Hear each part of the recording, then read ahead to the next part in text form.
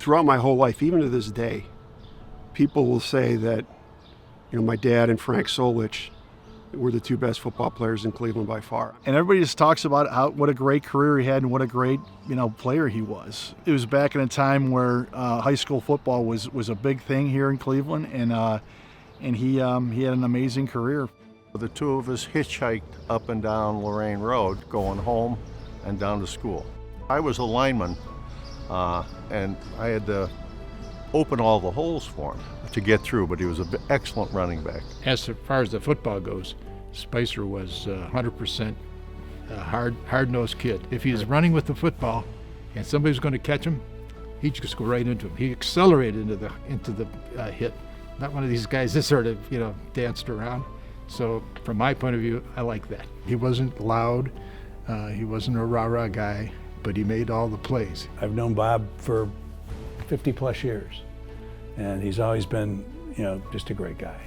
And he was the kind of guy that you just felt could be your friend in the future. He had no arrogance about him. He was personable. He made us feel comfortable.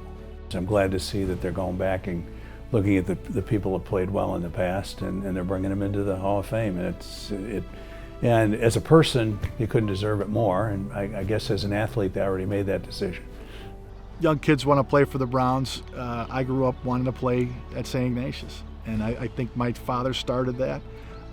It was something that we're very proud of. Between his sons and grandchildren, I think we have 5 state championships now, which is quite an accomplishment, and you can actually say that he started it all. I've coached at Ignatius for a lot of years, and it's dawned on me that we have an ability to prepare these young kids with X's and O's to win the game. Bob had the ability to prepare the kids to win the game with X's and O's, and also to win the game of life with X's and O's. That's what separates Bob, is that his ability to influence the younger generations in a positive way. He's beloved. People, just say, what a great influence he was, to them as a teacher and a coach. And, without question, that started here during his time at Ignatius. It's had a profound impact on our family. I mean, we love St. Ignatius and what the school stands for. He's still connected with a lot of his former players, and that just goes to show him as an influence on young people.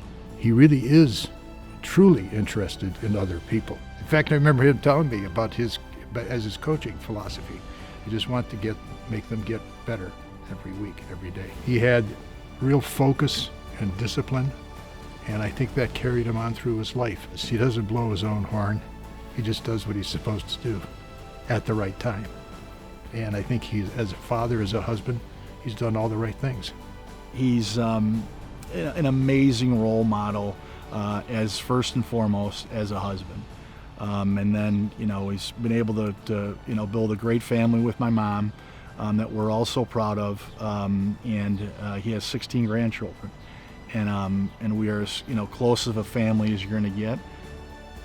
This is a great honor, no question about it.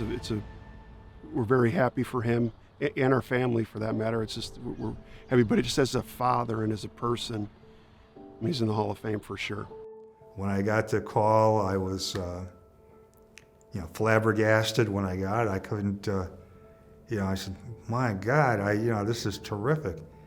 And then I'm in, and it's just one of the biggest honors of my life to have that. So I put so much into it, and St. Ignatius was such a part of me, and for them to recognize me for that is just wonderful.